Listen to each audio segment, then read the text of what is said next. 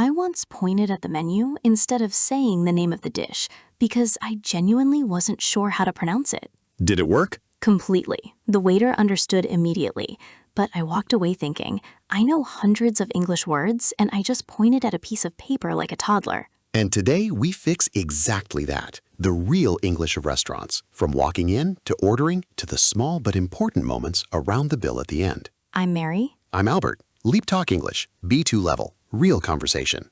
Today, stop pointing at the menu. Here's the English you actually need in a restaurant. Word tour at the end. Stay for thing 3, sending something back, because it's the one almost nobody knows how to do politely. Comment right now. Have you ever pointed at a menu instead of saying the dish?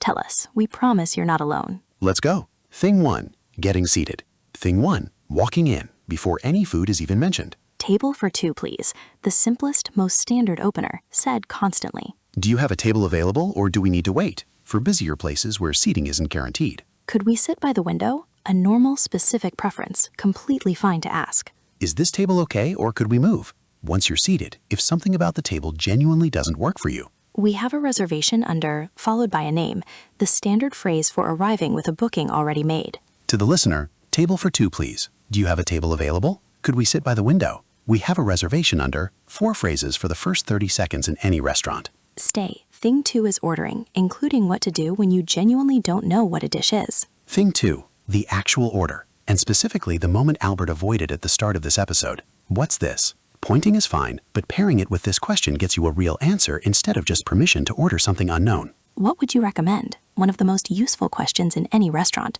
genuinely well received by most waiters. Could I have the, followed by the dish, even slightly mispronounced? Waiters hear mispronunciations constantly and almost never mind. I'll have what they're having. Already touched on in an earlier episode, the classic, completely acceptable solution when you genuinely can't decide or pronounce something. Does this come with anything? Clarifying what's included before you order, especially useful for unfamiliar dishes. What's this? What would you recommend? Could I have the, I'll have what they're having. Does this come with anything? 5 phrases that replace pointing entirely. Stay. Thing 3 is sending something back. The one almost nobody knows how to do politely. Thing 3, when something is wrong with your order. Thing 3. And I said before the episode, this is the one.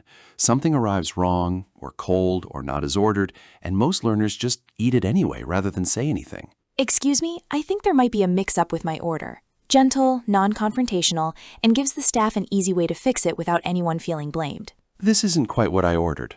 Neutral and factual, not accusing anyone of a mistake on purpose. Could I get this a bit more cooked, less spicy, warmer? Specific, simple requests, completely normal to make. It's a little cold. Would you mind warming it up? A soft, polite way to send something back without drama. No need to worry about it, honestly. The phrase for when something's slightly off but genuinely not worth raising. Equally useful to know. To the listener, I think there might be a mix-up with my order. This isn't quite what I ordered. Could I get this a bit more cooked? Would you mind warming it up? No need to worry about it. 5 phrases, and genuinely no confrontation required. Stay. Thing 4 covers the small talk with the waiter that happens throughout the meal. Thing 4, the little exchanges that happen between courses, almost without anyone noticing them as language at all. How is everything tasting? The standard check-in from a waiter. Great, thanks, is the standard reply. Could we get some more water, please? Direct, simple, said constantly. We're still deciding, thanks. When a waiter checks back too soon and you genuinely need more time. Take your time, said back to a waiter who's clearly busy and apologizing for a delay. Could we get the dessert menu? Moving the meal forward naturally. To the listener, how's everything tasting? Could we get some more water? We're still deciding, thanks. Take your time. Could we get the dessert menu? 5 small exchanges that fill the gaps of any meal. Last thing, the bill, and the small but important phrases around paying. Thing 5, the end of the meal, and a few specific phrases worth knowing precisely. Could we get the bill, please? The standard closing request. Could we split this? Splitting the bill between several people, very common and completely normal to ask for. Is service included? Clarifying whether tipping has already been added. Genuinely useful to know and not at all rude to ask. Keep the change. Already covered in the shopping episode, said here just as naturally at a restaurant. That was lovely, thank you. The warm, simple close that leaves the whole interaction feeling complete. Could we get the bill, please? Could we split this? Is service included? Keep the change. That was lovely, thank you. 5 phrases for the end of the meal. 5 things. Getting seated, ordering without pointing, sending something back politely, small talk through the meal, and the bill. None of it requires perfect pronunciation.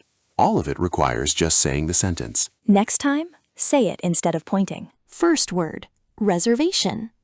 A reservation is a booking made in advance for a table, a room, or a service. We have a reservation under is the standard phrase for arriving with one already made. For example, they walked in confidently, gave their reservation, and were seated within a minute. Repeat, reservation. Reservation. Next, mix-up. A mix-up is a small mistake or confusion, often involving things being switched or misunderstood. I think there might be a mix-up with my order is the gentlest possible way to flag an error. For example, there had clearly been a mix-up in the kitchen, but nobody at the table felt the need to make a scene about it. Repeat, mix-up. Mix-up. Next, factual. Factual means based on facts rather than opinion or emotion.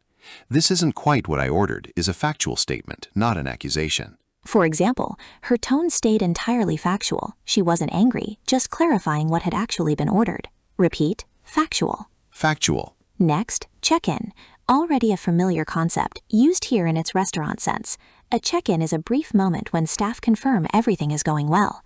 How's everything tasting is a standard restaurant check-in. For example, the waiter's check-in was quick and genuine, just enough to know if anything needed fixing without interrupting the conversation. Repeat, check-in.